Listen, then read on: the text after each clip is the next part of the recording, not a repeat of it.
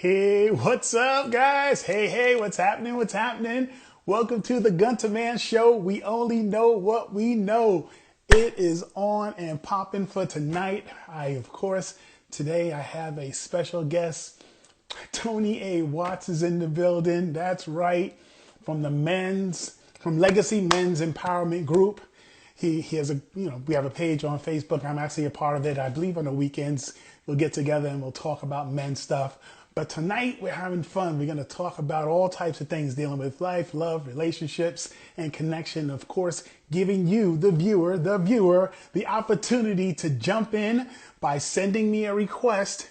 I'll press the request button and you'll come up on stage. You'll come up on screen with me and we'll get ready to talk about the things that you know. Because we only know what we know. And what we know isn't everything there is to know. So as you glean from me, I'm hoping to glean from you. And tonight you're going to be dealing with a guy who is full of power. We have been friends for crazy years. And if you check him out on social media, he has probably some of the most thought-provoking posts that you'll ever come across.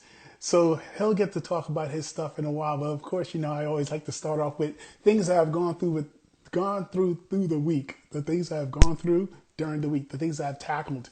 One of the amazing things of being like a life coach or a motivational speaker is that you hear these stories from so many different walks of life, and you get to see how other people view the world or see situations or specific people, and the hangups that come along with all the things that you have been taught through your life experiences.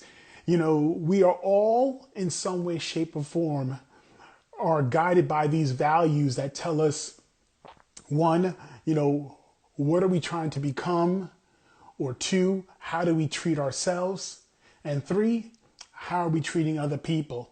And with our experiences, those things unfortunately shape the way we see all aspects of, can we actually do something? Can we become something in the future? The things that we have and we dream about in our heads, can we actually go out there and do it? Or if we can't do it, what's holding us back?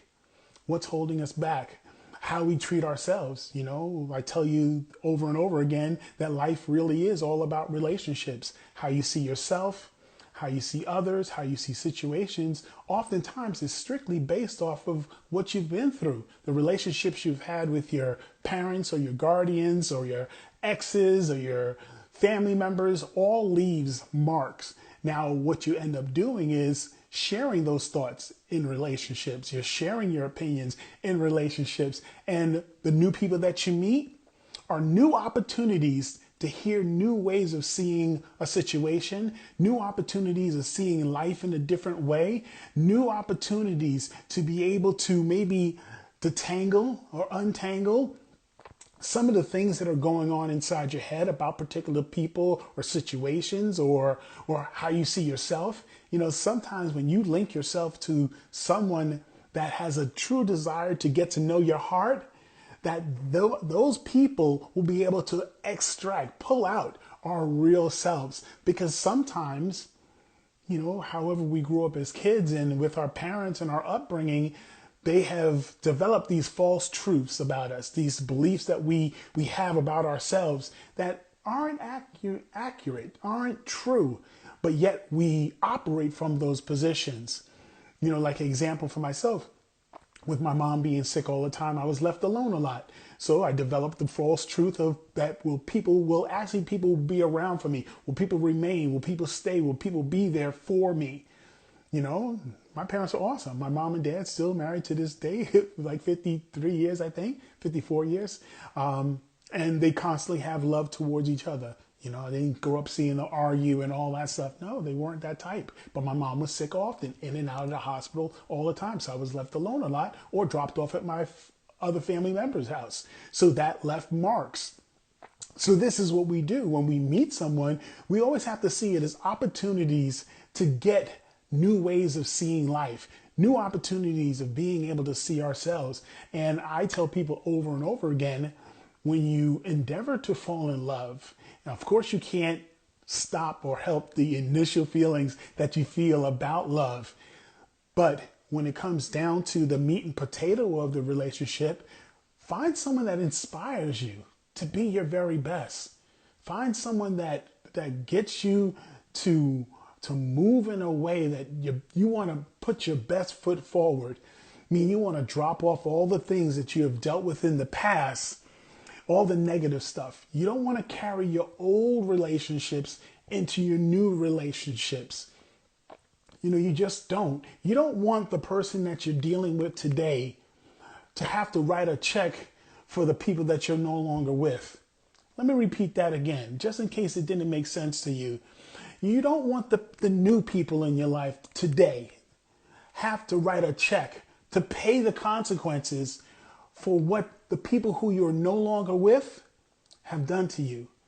You want to let the past be in the past and try to push yourself to see the person as an individual, not based off of relationships, but the relationship that you're in right now. Now, of course, as the week goes on, and I'm speaking to a lot of clients, I have some guys that are struggling with their relationships. They're struggling with the idea of, I might lose my wife. I might have to move out from my kids because I am so locked in the way I see things going that I'm unwilling to do what's necessary to make sure that the relationship comes back together. Like you have men who is choosing video games, to play video games over focusing in and concentrating your time and energy into making sure the marriage works, or making sure your kids are doing the right thing, or being supervised, or being cared for properly. When cared for means that you're spending quality times, because if they're of a certain age, time doesn't say, okay, well, let me stop being a father because you get old enough. No, you are the not just the guardian of the home, but you're the overseer, you're the protector of the home. Your mindset is to look at situations going on in your family, spot the ripples, spot the troubles, and then you're supposed to step up and not turn your wife or your girlfriend into the nagging spouse or girlfriend. No, that you should be on top of these things, especially if you want to lead them in a direction that's going to allow you as a group, as a together unit, to operate at its peak, to operate from a position of power. So your job is to be that protector, that guardian of the home that's looking over situations. And when you spot trouble, that you dare to step up and say something. You dare to do something to make sure things remain sweet. Well, today, with the speaker that we have coming in today, he's going to have aspects and concepts that we men kind of go through, like how do you get to the place where you're playing video games, which is simply just the idea of being able to have bragging rights. How are you choosing that? How are you choosing bragging rights over doing the things necessary so your marriage stays tight? How? But you might say, well, after a long day of work, I need a break. I need the detox. But if your time schedule with your wife is so limited, how important is it for you to detox and lose what you love most, which is your family? Things to think about. But like I said, today we have Tony A. Watts stepping in once again from the Legacy Men's Empowerment Group. So let's call him out here. Hey, Tony Watts, where are you, buddy? I want you to send me a request. But of course, guys, after we share the things that we share, we ask that you also come on and join us on screen and have a talk with us. Have a talk with us and share your ideas. Tell us what you think about the things you're hearing tonight. Because it's an interactive 1 hour. It's an interactive 1 hour where we the speakers, the host of the show, is allowing you guys to share your opinions too. Because I only know what I know, but I'm also hoping to get something from you, the viewer. So here we go. Let's start it up. All right. Well, we're waiting for Tony to get on in. Now, guys, remember, if you have questions about relationships, you have questions about life, love, and living, please chime in. What's up, bro? What up, bro? How's everything? What's up, young man? How you doing? How's everything? I am excellent, excellent, excellent. Man, shucks. To think when I see you, all I can think about is for so many years, remember people used to think we were brothers. Yeah, absolutely. Yep, Absolutely. back For a in the long time. day. For a Yep, long time. yep. After every show, you guys brothers?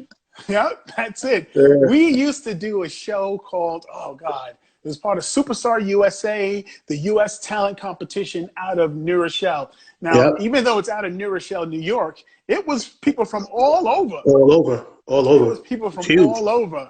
And actually, that helped me launch my career as being an MC because Yeah, I because you got did so it. comfortable being on stage and talking to the crowd and doing stuff like this. Just being able to ad lib and to kind of freely talk to the crowd and to get them excited about the show today. But here we are today. We're talking about some of the situations that us men deal with. And of course, as mentioned a few times, tell us a little bit about the Legacy Men's Empowerment Group. All right. First off, your introduction to what happened this week for you and how you navigated through that was incredible. You kind of hit on a lot of powerful points that we're going to discuss today. Um, what I found interesting is when you brought up men playing video games. You know what I mean? Those little crutches that we hide behind, but not to deal with what's real, and that's pretty important. But Men's Empowerment Group was put together by a very, very good friend of mine. His name is Derek Hagwood. Um, he was in church once, and he came to him that there needs to be a space for men to express themselves and to not fall into the toxic masculinity that people are saying that is going on in the world, and being able to basically say, hey, I have a problem with my wife, I have a problem with my kid, I have a problem at work. Any problems that women find it very easy to talk about that we hide, it's a space for men to do that. That would be first and foremost. The second step that we do is we're community activists. We get in the community, we talk to kids, we talk to everybody. We make sure we're part of the community. We're working on being more political, get into the political arena as well. And that we're working on this new thing so we can go talk to the kids, the young men, to make sure that they can skip this whole process of trying to figure out who they are when they're 30 and 40 years old. That's something most cultures figure out between the ages of 12 and 18. So we are really behind the eight ball as minorities for a myriad of reasons that we don't figure things out until it's, a lot of times it causes a lot of heartache and pain. And unfortunately, we haven't figured out how to navigate through that. So, and Legacy's Men's Empowerment Group, that's what we do. We are here for the men. The women have about 18 billion empowerment organization. They get to talk, they get to have conversations together, they get to work it out. And unfortunately, we don't work it out till it's too late. And so the organization's put together so men have a place to work it out. So if anybody's looking for us, we're on Facebook as Men's Legacy Empowerment Group and IG as well. Right now, we're revamping the website. So, once we get that revamped, I'll get it back out to you. Perfect, perfect. You hit it on the head when you talked about the ages of other ethnic backgrounds, other communities have set their kids up to succeed and to know what they want to do from the ages of 12 to 18. Where I can tell you, I have friends in our 30s or 40s who are still looking to start something new. trying to find a career. Trying to find themselves.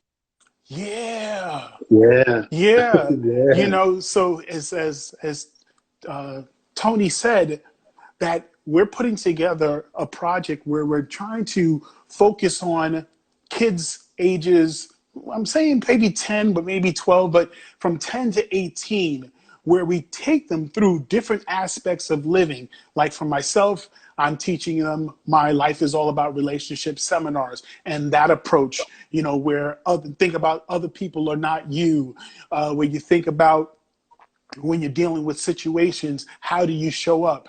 Are you showing up as a hero or a victim, or are you sometimes the villain? And how do you deal with that? Being able to understand that we only know what we know. So being open to other people's ideas helps to shape the way that we think, that we're not limited by the things we've been through. So often we let our experiences define who we are and how we see the world. And that shouldn't be the case. But it's hard to separate that, because if you've been through a rough patch and you've been through a life full of hardship, it's hard to believe life can be anything else but that. You know, and then you wanted to share something? Yeah. That's another cultural problem. We don't know how to get out of our own emotional way. So how do you expect me to learn how to navigate something that hurts me if no one's ever showed me how to do that? If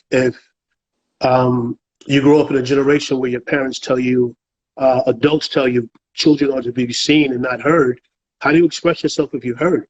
How do you turn around and say, um, respectfully, I that didn't feel, that doesn't feel right. I didn't like that. You were kind of rough with me. How do you navigate that? And if you grow up with that type of mentality, what happens is, there's a post that I post all the time, that a non-reaction to something is a behavioral problem. That's a trigger. That's something that you've learned over your life not to speak about because it's painful. So you don't want to talk about it. And when do we learn how to do that? Like, our community is probably the only community, probably closer to us is the Spanish community, that will not go seek mental health.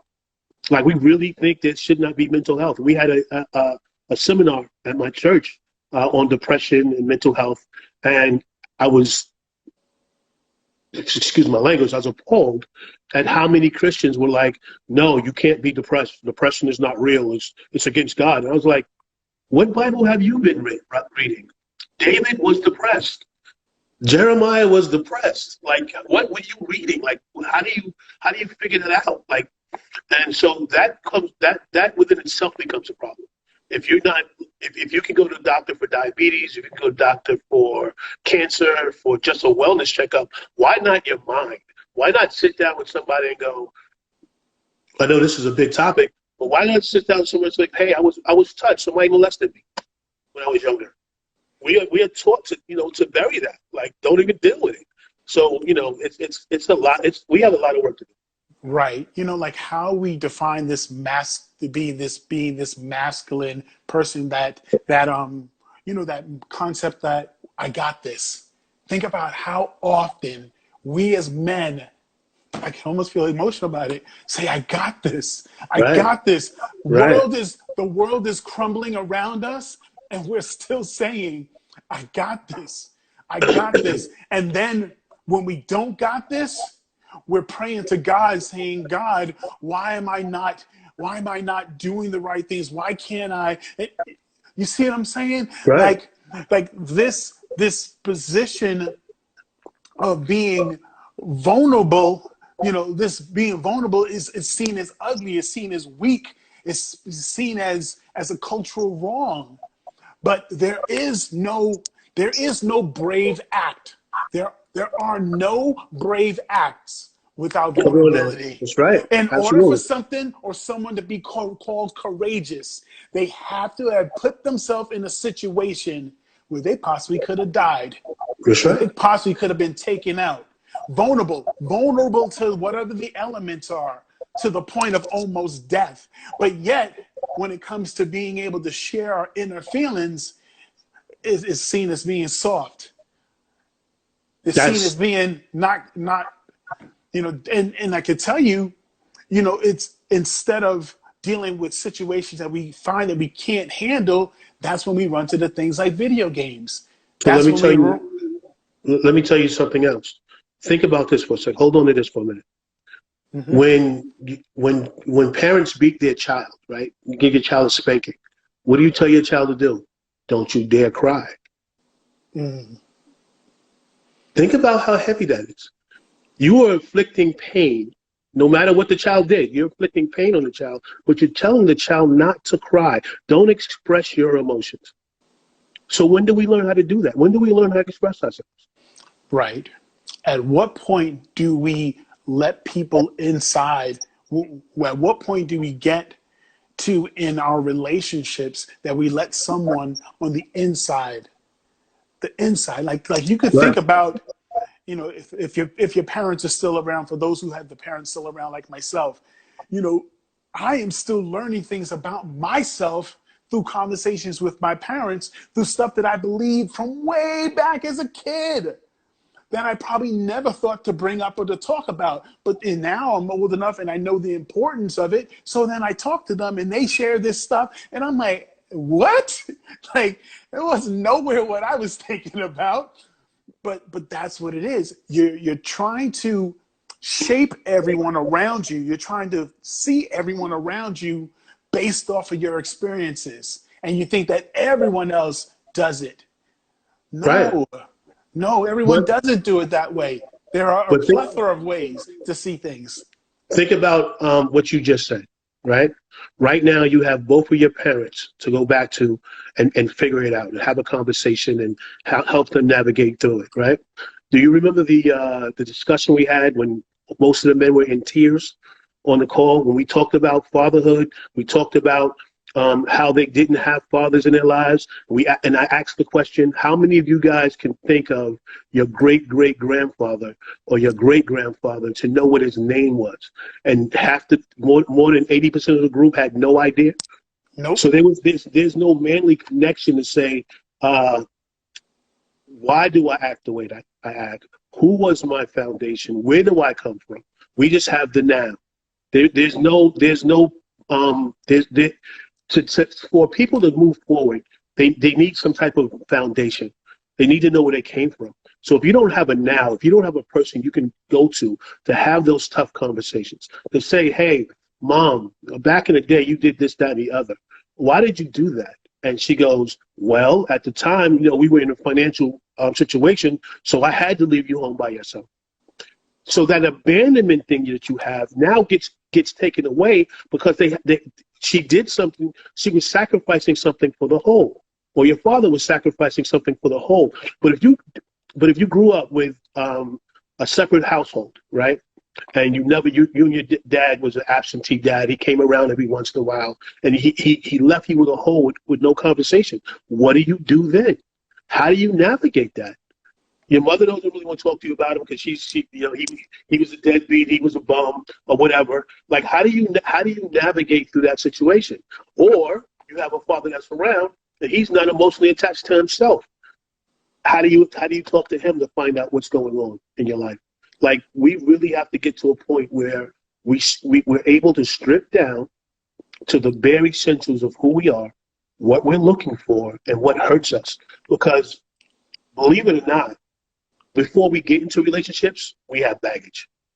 Before we even get there, we have baggage. As Black people, we have a Absolutely. lot of emotional baggage that we walk into relationships with because we're walking to those relationships from our family, like you said, from the things we grew up knowing. That's what we're walking into. So it's a pretty dangerous situation when you think about it long term because we're parenting the way we've learned to parent. We're not Right. parenting from a different issue. And I have a problem with church. I'm a minister as well, but I have a problem. There is scriptural evidence that says a man should leave his children's children wealth. We don't teach that. The Bible Yeah. says, spare the child, spare the rod, spoil the child. But it also says a father should not upset his child, should not put his child to wrath. So if we're only using the rod as correction, all we're doing is teaching that child the same thing we learned. There's a lot of deep things that we need to really spiritually work out so we can get to where we need to go. Yeah, that was amazing. Fortunately, with my background in world travel, I have friends and people that I deal with and I share with from over all cultures. And I can tell you this, you know, we all have, as human beings, we all have this problem, being able to deal with what's on the inside and understand that in order for us to get answers, you have to speak it out loud. You have Absolutely. to trust to share it with people and believe that who's around you can help guide you through some of that stuff. Even if you don't have your dad or you don't have your mom, that you have to believe that, the higher power, God, has placed you in the midst of people that you can lean on and glean from and share. But it's just the daringness to speak it out loud, to get to the place where you are willing to speak it out loud. Because the only way you're going to find out the real you is by asking people, how do you see me? Meaning Right. that, Right. how am I operating? How How am am I I showing up? presenting myself? Yeah. Exactly. How How am am I showing I up? showing up? And then those friends saying, well, you got a little problem with this. You got a Right. problem with that, but you're Right. real strong with this. And you typically want to start with the strong stuff. Well, let me Right. start off by telling you you're a beast at this, and this. But I also notice that you do these few things that could probably be hindering you, because understanding your self-worth, understanding that you already represent love, that you're not out there looking for love, but you're already love and you're operating from a place of love, that it it frees up the people that you're connecting with, to, like, you're looking for them to supply you with happiness. You're looking for them to bring you peace. You're looking for them to bring you joy. You're looking for them to bring you financial freedom. But that's no longer the case, because you are already built for power, to have an impact, that each and every one of us, we're gifted in some special, unique way. Share your gift, but the only way you can get to unwrap that gift is by unpacking the stuff that you've been through and you believe to be true about yourself that's not true, or the hurts, the pains, the very real depression or anxiety. You know how anxiety is like off the charts now. Of course. Like, I'll Of use, course. like I don't go through the anxiety things, but I can remember when I went through my divorce, and for the most part, my divorce was like it was equal terms. Okay, let's separate, boo. And I still went through the depression. I went from, maybe I was like maybe close to 200 pounds to, if you look at you, I know you was around town. I went up to like 250, maybe 255 pounds, because I Right. was just staying home, trying to wrap my head around, how can I be so successful in business? How can I be so successfully connected with my sisters, my nieces, my nephews, my parents, and fail in marriage? How am I known as this guy that has all this information and this energy that moves mountains, and I can't conquer marriage? It threw me for a loop. It threw me for a loop where I was saying for so long, I got this, but I didn't have it. And it was simply because I wasn't willing to take the steps necessary to take the leadership position. The example is for my marriage, to Right. take that leadership by being vulnerable, by sharing the things that I was feeling and going through. You Bro, know, that marriage is a whole different beast. And I'm going to say this without having statistics in front of me. I'd say 7 to 8% of the people who get married are not mentally equipped to do that. They're not ready. They're not ready. When marriages, to me, this is basically my opinion. Um, Before you jump into to that arena, there should be people around you who are having conversations with you to let you know this is no longer your girlfriend. This You is know no that's my longer your line. girlfriend. You know that's my line. This is no longer your girlfriend. This is not your girlfriend. You know what I mean? I've been saying that for a while. Like we don't transition from this is everything and this is part time. This is something I can walk away from. This is something I can't walk away. This is now a part of me. This is my eternity. Like we don't we walk into it with I'm here until you piss me off. That's not what it is. You weren't listening to your vows. Your vows didn't make sense to you. So somebody needs to sit down and go, here are your vows. Let me read them out to you slowly and break them down slowly to you so you understand exactly what you're getting into. Because there are, you know, for better or worse, worse can last a long time.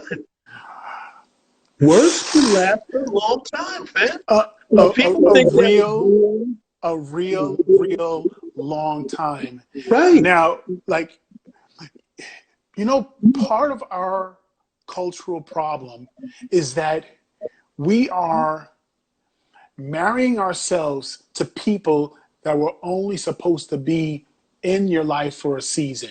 One question, one second, real quick. Let me back up to what you said earlier about happiness, right? Happiness has nothing to do with them. Happiness is your job. Your happiness Correct. is your job. It's Absolutely. not their job. Not their Happiness is your job. job. When they come to the table and they bring you the joy and love they have for you, that's the proverbial cherry on top of the cake. That's what That's that right. is. If you're looking for someone to make you happy, to be your happiness, you are in the wrong situation. You will never find that because your happiness is your happiness. You can tell me a billion different times how you should be happy. That means I have to go outside of myself on a continuous basis, 100% of the time, to provide you with something that makes you happy. Now, what does that do for me? It drains me. So when I fall off of that because I need to recharge, you think, oh, he doesn't love me the same way he loved me before. Yes. You know how they Happiness talk is your about, love. you know how they talk about you're supposed to give from your overflow because you're Right. supposed to be already filled. Right. You're Exactly. supposed to give from your overflow. Can't give from an Yeah. empty cup. Can't give Can't from an give from empty an empty cup. cup. Can't do it. And when the Can't cup do it. gets real low, you're gonna hold on to that Right. like dear life. And most of us kind of pour that out though, because we think that by doing service, by trying to encompass everything that they're looking for, is that's what we need to do. We're damaging both sides of the situation. We're damaging ourselves and we're damaging them because now they think this is their job. This is my spouse's job. My spouse's job is to make sure I am happy at all times.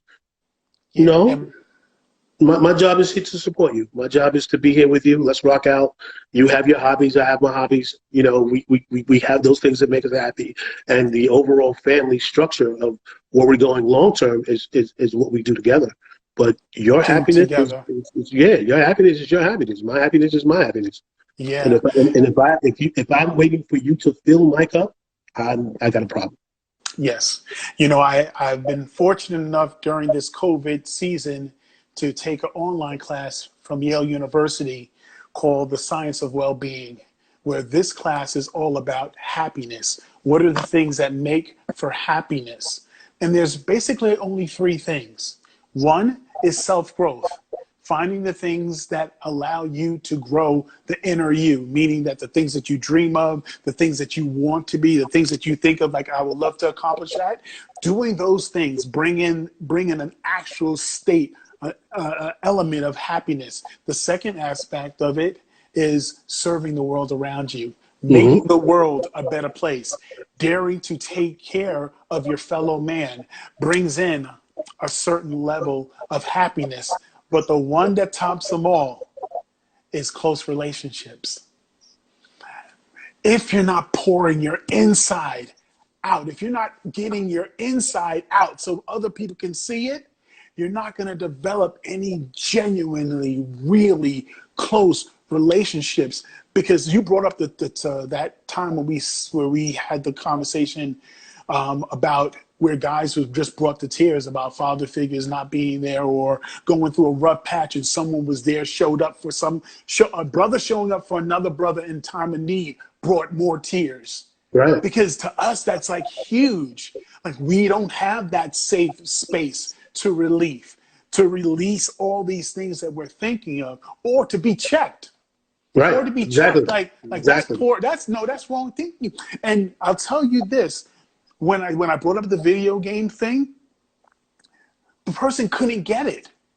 He was so stuck on this is my detox time. So I'm like, so I said to him, I said strictly, I said, are you willing to forfeit the person that you've been with for X amount of years? So you're willing to Right. forfeit that relationship so you could have bragging rights on a video game with people online, because with COVID, you're not even Right. talking to your immediate Right. friends, Right. talking like Right. talking crap. I crushed it. No. These are just people that you're playing online for bragging rights. So you're willing to sacrifice your kids. You're willing to sacrifice your business. You're willing to sacrifice your dreams of pursuing something greater with all that time you pour into video games. And you are willing to sacrifice your wife, your You know why? marriage. You know why? Talk to me. You know why, right? Because that feeds their ego. I'm no longer the problem. I'm great. Look, I conquered this game. No one can beat me in the game. No one can beat me. I'm the man. You know what I mean? I am the man. On an imaginary system, an imaginary game, now you have poured everything, or you're getting the joy from something that's fake. Yep. And I can attest to that. Right. Because I lived it. Because remember when that whole Pokemon Go came big? Right. My company, I'll build it. I'll build it out for you. How crazy we men can be with these things. Every 3 years, my company gets me a car.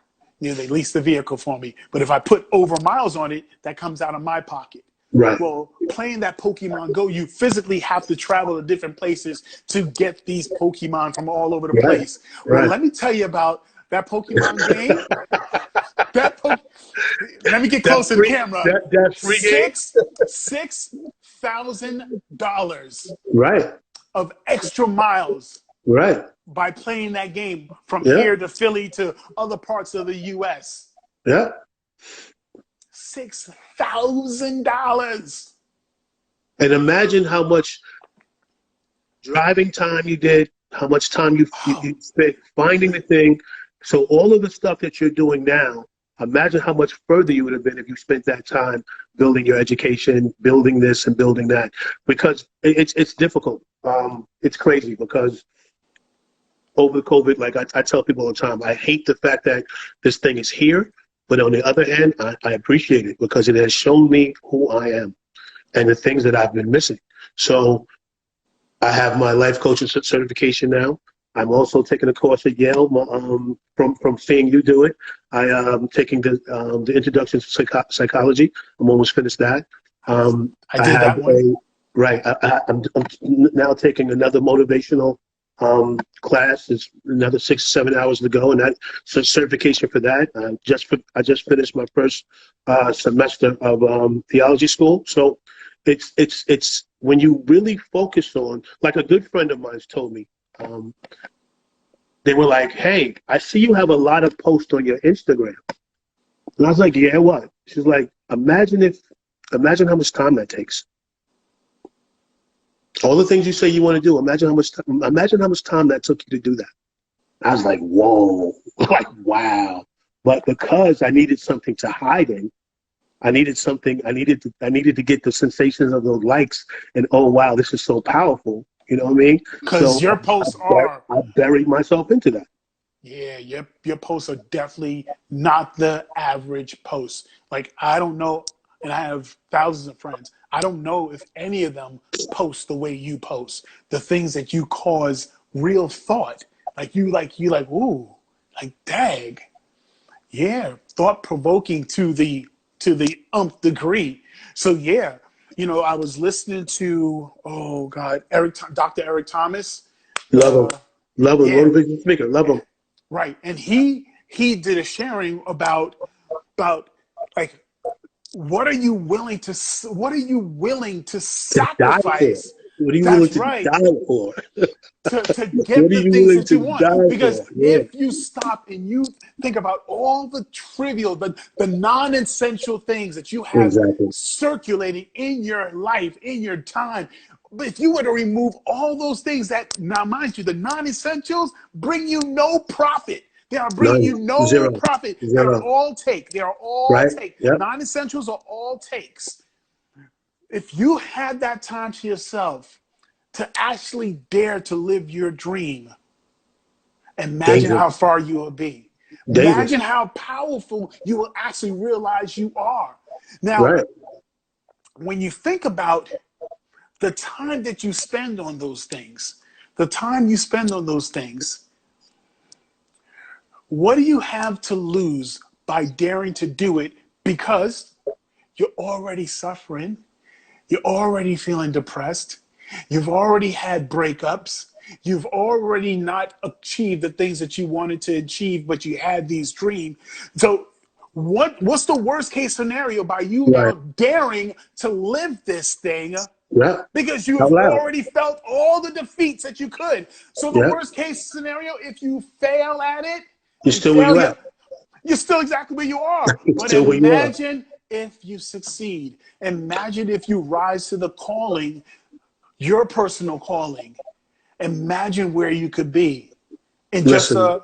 a week, What, in just a let's, month, just 3 months, a year from yeah. today. So once I get the final grade, I've already packaged all of my other grades and certificates from my theology classes, and I'm just going to mail them to my mother because that's going to make her so excited. That's going to really make her happy. Yeah. You know what I mean? I So, I and I me, can completely yeah. understand that one. So, When so me and I Steve and told I, my dad, when I told my dad that I did 3 online classes at Yale University, he got emotional. of course, Got of course, emotional. right, of course, of course. You know what I mean? Of course. One of the things my mother told me recently, like I said, being able to have these real tough conversations. She was like, I wasn't able to give you wealth and this, that, and the other, but what I was able to give you is a legacy from our family, is that you are now carrying the mantle of God. Someone from our bloodline has always carried the mantle forward. And I was like, whoa. Like, I was like, wait, time out. Whoa. Like, you don't really understand the responsibility sometimes of the things that are passed down to you. And that goes back to what I was saying before about understanding your past. Like, I didn't know, until we had that conversation, I did not know that. I did not know that my biological father, because I've recently met him, he's in the church. He's a prominent member of the church. My mother has always been a prominent member of the church. My grandmother always a prominent member of the church. Like, you don't put those things together. You just think you are where you are because you just stumbled into it. No, God had a plan for you. God had a plan for you. Real quick, about 4, maybe 5 years ago now. No, 6 years ago now. My mom's came down with diabetes, but she didn't know. She just thought she was sick. And they came up here for something that happened to do with my sister. And she hadn't come by the house yet to see me. And I was like, yeah, what's going on? So I called the house and I was like, what's going on? My sister's like, oh, she's just really sick. She doesn't get out of bed. Da, da, da. I said, listen, if you guys don't get her to the hospital right now, I'm calling the ambulance to take her to the hospital. So when I get to the hospital, my mother looked like she's dead, like it's over. It looks like it's a done deal. Like, it's a done deal. Her sugar was like 2,500. It was some crazy numbers she was in.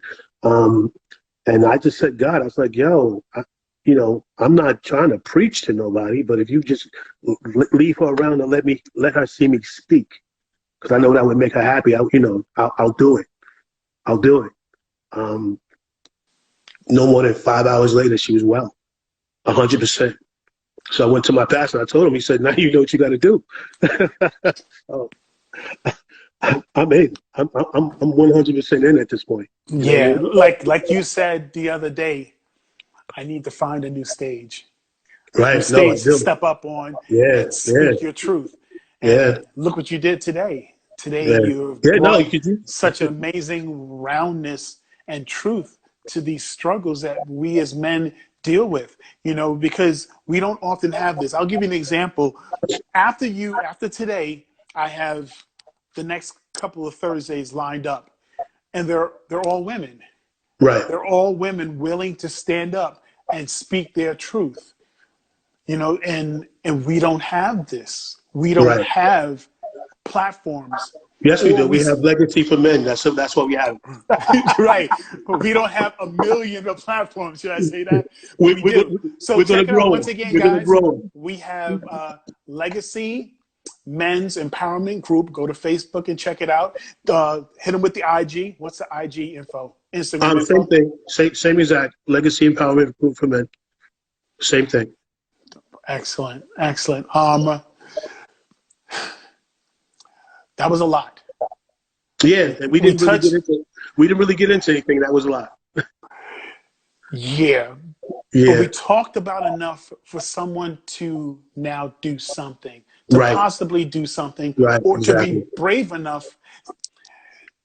When we are willing to show our real self, Mm-hmm.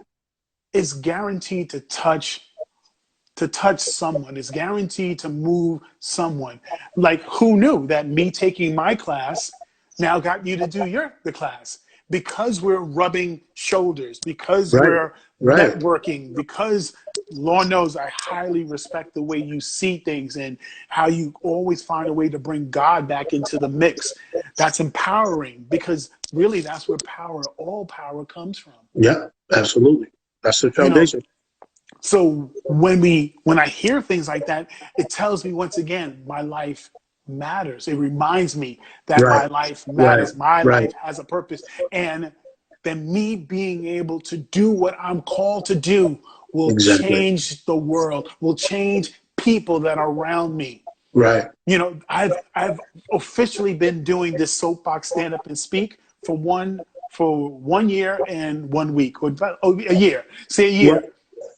Well, what's interesting about that, not to cut you off, I was at the first show, and I told you after the first show was over, if COVID didn't hit, we would have basically done about at least 6 different engagements with you speaking, because we had so much stuff lined up to go.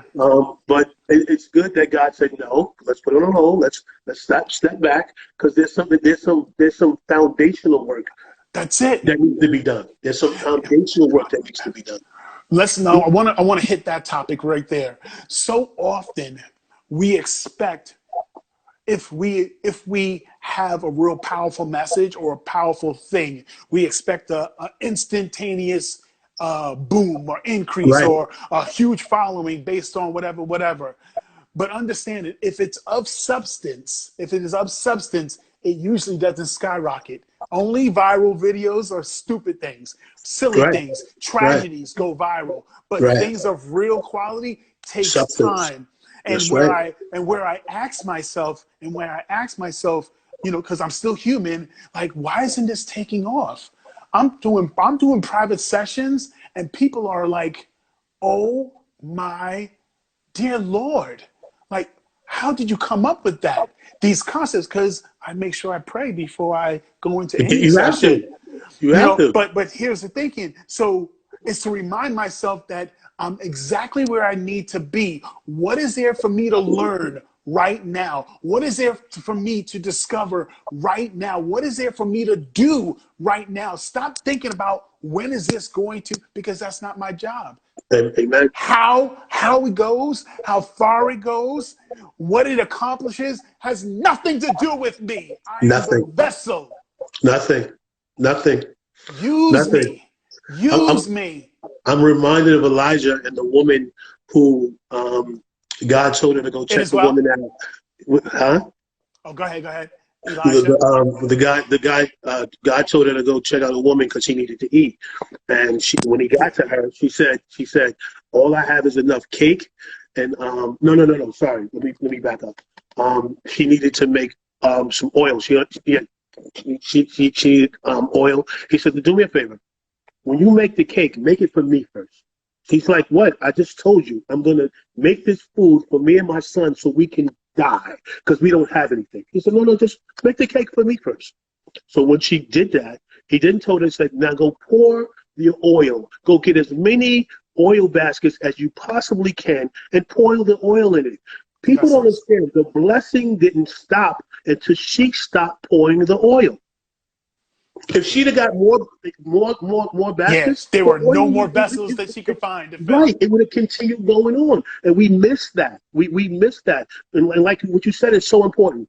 Stop looking at, and that's the problem that I have. I'm always looking at the big picture, how I see it in my head, and how it's going to be at the end of the day, right?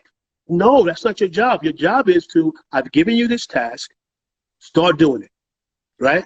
Because to thank you early, I've been thinking about doing this for a long time, right?